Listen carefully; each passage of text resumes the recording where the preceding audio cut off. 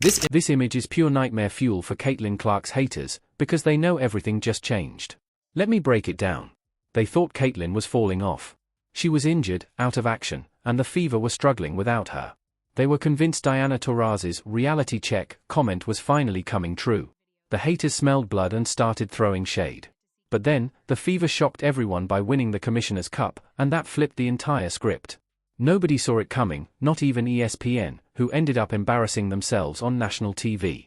This win didn't just boost team morale, it changed everything for Caitlin Clark and the Fever moving forward. In this video, I'll break down the 3 big ways this win reshaped their season.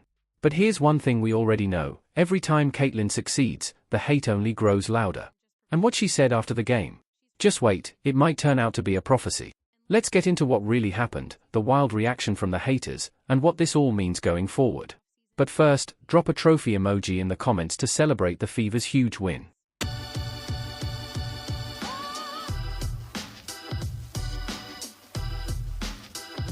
Let's start with the obvious. This is the version of the Fever fans expected at the start of the season, but absolutely no one thought we'd see going into the Commissioner's Cup final. Back in the pre-season, the Fever were being hyped as championship contenders. They signed big-name free agents, dropped their "Now You Know" campaign like they owned the league, and of course, they had Caitlin Clark, stronger, sharper, and ready to take over. And they started hot, dominating the Chicago sky in front of 2.7 million viewers. But then, chaos hit. The hate speech investigation blew up. Caitlin missed 5 games with an injury, and Wnba basically checked out but kept cashing her checks. Just when things started looking up with Caitlin's epic comeback against the Liberty, the very next game turned into Gladiator Night at Gainbridge Arena. Players were taking cheap shots, the refs were practically coaching them on how to get away with it, and then Caitlin went down again in garbage time against Seattle, knocked out of the Commissioner's Cup entirely. So yeah, when you add all that up, no one expected the Fever to beat the Lynx. Not even close. In fact, ESPN embarrassed themselves with one of the worst timing fails ever during the game. ESPN posted, I think around the 3rd quarter, at least that's when I was notified about it, that the Lynx dominate the Fever to win the Commissioner's Cup. And I took a screenshot. This is totally my screenshot, so I went and I verified this because I just couldn't believe it. So get this, around the 3rd quarter, ESPN posted a headline that read, "Lynx dominate Fever to win the Commissioner's Cup." I couldn't believe it. I even took a screenshot. Yep, that's mine. I double-checked to be sure, and it was real. They left that headline up for the entire game, and only changed it after the final buzzer. Unreal. But here's where it gets good. Without Caitlin Clark, the Fever stepped up big time. They were down early, then flipped the script with an 18-0 run and never looked back. Everyone delivered, and Natasha Howard? She straight up said she wanted MVP, and she went out and took it. That's called backing up your words. The Fever basically hit ESPN with an Uno reverse and stunned the Lynx in their own house, without Caitlin even playing. And the haters? Oh, they lost their minds. Not just because the Fever won, but because Caitlin Clark, even from the bench, still walked away with a championship. That's power. The only strike against Caitlin Clark is that she has not won a national championship. And that is the only thing that you can put against. You see, the biggest knock people had against Caitlin Clark was that she hadn't won a championship. That was the one thing keeping her off ESPN's list of top 5 college players of all time, even though she shattered records and dragged a mid-tier team to the national finals twice. And even though the whole rivalry with Angel Reese is pointless now, they're not even in the same league when it comes to talent or impact. Critics kept leaning on that one stat. Angel had a title with LSU. Caitlin didn't. So they labeled Angel the winner and used it as ammo to claim she was better. That's been the haters' crutch from day one. But now, with this Commissioner's Cup win, that argument just fell apart. Still, as expected, the haters moved the goalposts. They're now saying it doesn't count. That it's not a real championship. And because Caitlin didn't play in the final game, they say it means nothing. But let's be real, that logic is straight garbage, and here's why. They did win the final without her. But it's not like she's Nikola Topic or anything. The only reason they got to the final was because she had a 32-point near triple-double against the New York Liberty. They beat the previously undefeated New York Liberty after a Caitlin Clark masterclass in a game no one thought they were going to win. Caitlin was the reason the Fever even made it to the Commissioner's Cup final in the first place. She played lights out against the Liberty and made a major impact in the matchup against the Sun. Her performance set the tone for the entire run. But the real comedy? The saltiest reactions came from people crying that the game was rigged. The real fans, all right? Capitalize the real fans of the W will find out what backroom deal YouTube made to have the Lynx throw this game. Not even cracking 60 points. That isn't even believable to the most naked eye. When we find out, we're coming for your jobs. Full force. What's hilarious here is the selective logic from Caitlyn's haters. These are the same people who loudly celebrated Angel Reese's unrivaled championship, yes, a professional title, but not even part of the WNBA. And the wild part? Angel didn't even play in the final. She wasn't even in the building. Still, the media and fans went all out, posting graphics, congratulating her, and using it to tear down Caitlin Clark by saying, Angel's got 2 rings, Caitlin has none. But now, when Caitlin helps carry the Fever to the Commissioner's Cup final, after dominating against the Liberty and making a serious impact against the Sun, it suddenly doesn't count because she didn't play in the final? And to top it off, they're calling it rigged? That's just nonsense. What's really bothering them is that the Fever went out and beat the best team in the league, the 14-2 Lynx, on their home court, without Caitlin Clark on the floor. And let's be honest, that crowd in Minnesota felt more like Carver North with all the Iowa and Fever fans in the building. Still, a road win is a road win. And it proved something important. The veterans Indiana brought in, players meant for big moments, delivered when it mattered. Natasha Howard was a beast. Sophie Cunningham was clutch. And with the way Aaliyah Boston and Lexi Hull have been playing all season, this team suddenly has real momentum. Are they perfect? No. Is coaching still a topic of debate?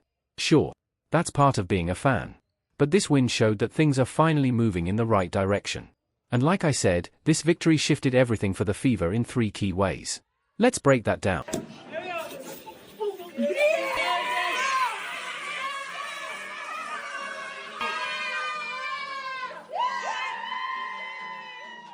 First off, this win took the pressure off the Fever. Like they say, winning cures everything. Sophie Cunningham recently said the team felt like they were on their own islands, disconnected. But nothing unites a team faster than a championship, even if it's not the big one. They had to beat 2 of the league's top teams, the Liberty and the Lynx, to do it. That's no fluke. And while no one's expecting perfection moving forward, the confidence is clearly back. They've survived the chaos. And now, with Ari McDonald locked in as a permanent piece, this team is looking a lot more dynamic, especially compared to when they had Borna, the Goners second. This win gives Caitlin Clark something she desperately needed, time. There's been plenty of speculation, including from me, that the Fever rushed her back from injury earlier in the season, possibly even letting her play hurt from the start. But now? There's no pressure to rush her return. The Fever have proven they can stay competitive without her for a few more games, or even a couple more weeks. Fans have been begging the team to let her fully heal, and after that huge win against the Lynx, that option is finally on the table. We saw signs of this shift right away. Caitlin wasn't listed as a last-minute scratch. The team announced ahead of time that she'd be out against the Aces. That's a smart move, and third, when Caitlin does return at full strength, she'll be joining a team that's already clicking. A team that knows how to win without leaning entirely on her. With McDonald now in the mix long-term, they can ease Caitlin back into the rotation instead of putting the full load on her shoulders immediately and risking re-injury. And here's a bonus. With this win putting the Fever back into the contender conversation, and some cap space available, they're in a perfect spot to go hunting for a mid-season trade upgrade. All of this? It's bad news for the haters. Because when Caitlin was struggling, they smelled blood. They were loving every moment of her slump.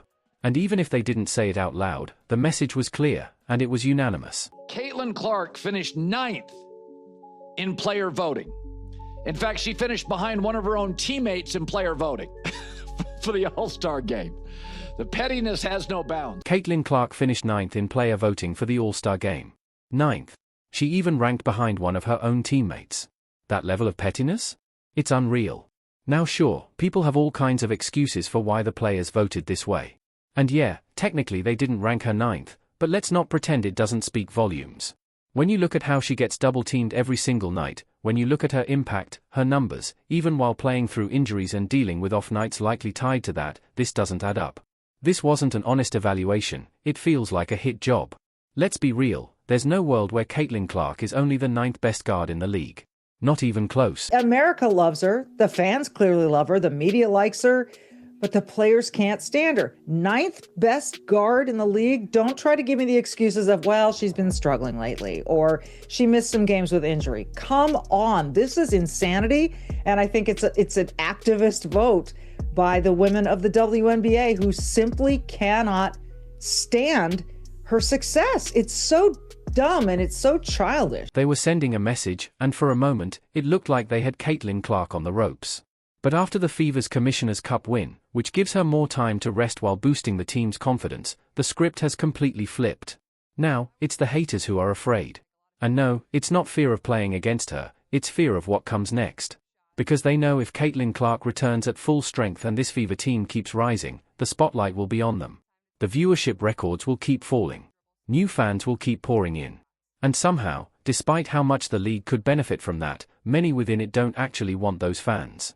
Here's why. Ourselves to the NBA, but I do feel like the pay gap would be something that, we could just take a donation around the NBA maybe one night y'all don't go to the casinos. I have something on this though, because it pisses me off. It pisses me off because I don't think there's anyone in America that supports the WNBA more than NBA players. 100%. This isn't a new clip, but it says a lot about the current mindset. The NBA has poured hundreds of millions into the WNBA since day one, and for nearly 30 years, it's never seen a return. If the NBA hadn't stepped in, the WNBA would have folded long ago. Just last year, even with Caitlin Clark's arrival, the league lost a jaw-dropping $40 million. It's like the WNBA is riding a bike with NBA training wheels. No matter how shaky the ride, they're not falling because someone else is keeping them up. But Caitlin Clark offered something new, an opportunity to take the training wheels off. Of course, learning to ride without help means some falls, some bruises. And those bruises right now are the casual fans who aren't just here to blindly support women's basketball, but to be entertained like any other sport. That means they're going to cheer, criticize, and expect results, just like they do with Angel Reese and her missed rebounds. Now back to that Lisa Leslie clip. What it reveals is that many players have become so used to the league surviving no matter what, they've developed two dangerous beliefs. First, the false confidence that the league can't fail, and second, a sense of entitlement that doesn't match the financial reality. If the WNBA ever does start making serious profit, you'd expect the first move would be repaying investors, but some players are already demanding raises. They're even talking about strikes, thinking fans will come running back when it's over. And at the same time, they're dragging Caitlin Clark and dismissing her fanbase like it won't cost them anything. Truth is, I don't think they care if these new fans leave. Deep down, they want the old WNBA back, the version where nobody watched, but nobody questioned them either. And in talking to a source or two, it appears that Bonner was unable to, in some way, shape, or form, just deal with that spotlight, which is white hot, right? Yeah. It is just... I have a feeling a lot of players are feeling the pressure. If it's not the bigger crowds, it's the online trolls and the constant spotlight. But here's where it gets even more interesting. And that's the worst part of all this, is the new fans are sucking the life out of the WNBA right now. It's just the truth. You are right. You are right, new fans. There has never been more viewership because of Caitlin Clark. There's never been more attention.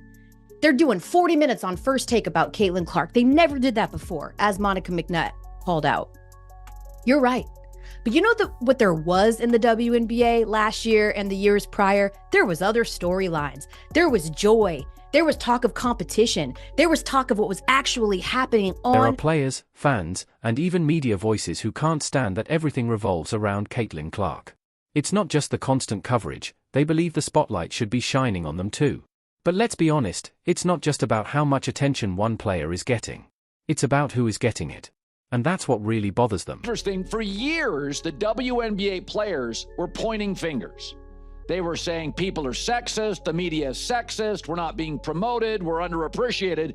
And then they get the golden goose and they don't like what it looks like. Iowa girl, Indiana girl.